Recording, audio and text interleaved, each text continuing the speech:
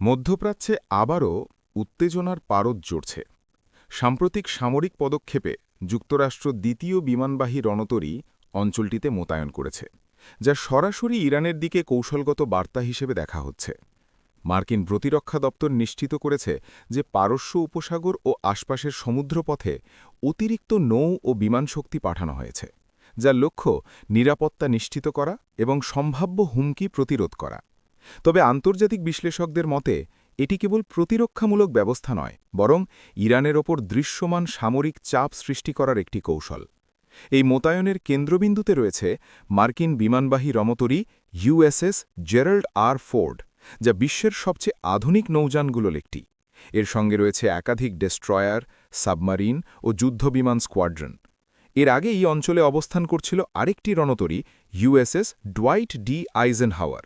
ফলে একই সময়ে দুইটি ক্যারিয়ার স্ট্রাইক গ্রুপের উপস্থিতি স্বাভাবিক সামরিক রুটিনের চেয়ে অনেক বেশি শক্তিশালী বার্তা বহন করছে। ওয়াশিংটনের কর্মকর্তারা বলছেন, ইরানের সাম্প্রতিক ক্ষেপণাস্ত্র কার্যক্রম, ড্রোন মোকায়ন এবং আঞ্চলিক মিত্রগোষ্ঠীগুলোর মাধ্যমে প্রভাব বিস্তার এসব বিবেচনায় রেখেই এই সিদ্ধান্ত নেওয়া হয়েছে। বিশেষ করে হরমুজ প্রণালীতে বাণিজ্যিক জাহাজ চলাচল নিরাপদ রাখাকে অগ্রাধিকার দেওয়া হচ্ছে।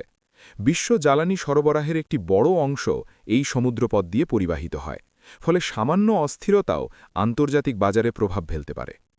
ইরানের পক্ষ থেকে সরাসরি যুদ্ধ ঘোষণা না থাকলেও দেশটির সামরিক নেতৃত্ব কঠোর ভাষায় প্রতিক্রিয়া জানিয়েছে। তেহরান বলছে, তারা নিজেদের সার্বভৌম নিরাপত্তা রক্ষায় প্রস্তুত এবং বিদেশি শক্তির প্রদর্শনীমূলক শক্তি প্রদর্শন তাদের নীতিকে প্রভাবিত করবে না।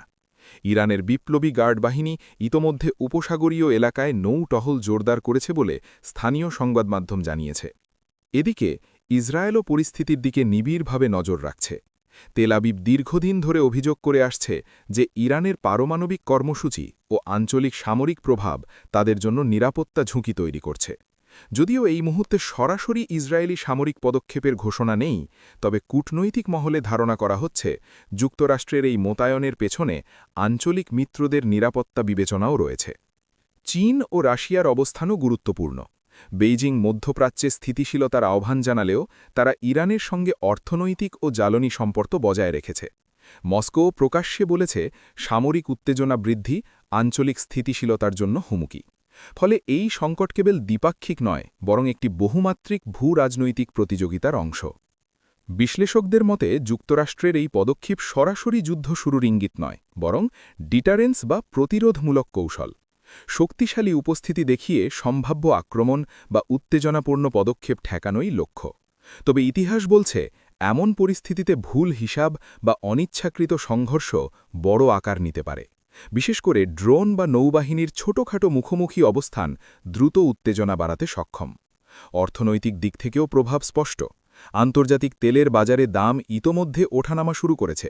বিনিয়োগকারীরা আশঙ্কা করছেন, যদি হরমুজ প্রণালীতে কোনো সামরিক ঘটনা ঘটে তাহলে সরবরাহ ব্যাহত হতে পারে। মধ্যপ্রাচ্যের অন্যান্য দেশও সতর্ক অবস্থানে রয়েছে। বর্তমান পরিস্থিতিতে প্রশ্ন একটাই, এই শক্তি প্রদর্শন কি সংঘাত প্রতিরোধ করবে নাকি উল্টো আরও উত্তেজনা সৃষ্টি করবে? কূটনৈতিক চ্যানেল এখনও খোলা রয়েছে বলে জানিয়েছে ওয়াশিংটন। তবে সামরিক প্রস্তুতির মাত্রা স্পষ্ট করে দিচ্ছে যে ওয়াশিংটন যে কোনো পরিস্থিতির জন্য প্রস্তুত থাকতে চায়। সারসংক্ষেপে বলা যায়, দ্বিতীয় বিমানবাহী রণতরী মোতায়েনের মাধ্যমে যুক্তরাষ্ট্র ইরানকে একটি দৃঢ় বার্তা দিয়েছে, আঞ্চলিক নিরাপত্তা ও মিত্রদের সুরক্ষায় তারা আপোস করবে না। কিন্তু একই সঙ্গে বিশ্ব এখন তাকিয়ে আছে, এই সামরিক উপস্থিতি কি শান্তির ভারসাম্য রক্ষা করবে নাকি মধ্যপ্রাচ্যকে আবারও বড় সংঘাতের দিকে ঠেলে দেবে।